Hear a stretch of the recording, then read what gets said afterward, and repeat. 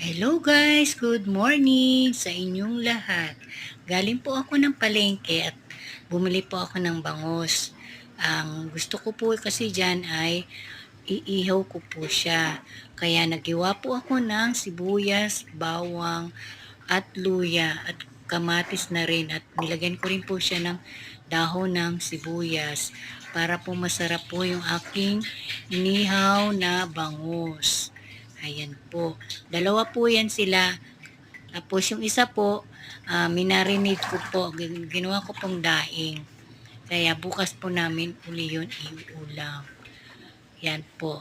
Tapos, lalagyan ko rin po yan siya ng paminta. Ayan po. Para po dagdag sa lasa po. Para masarap po. Thank you for watching and God bless po sa inyong lahat.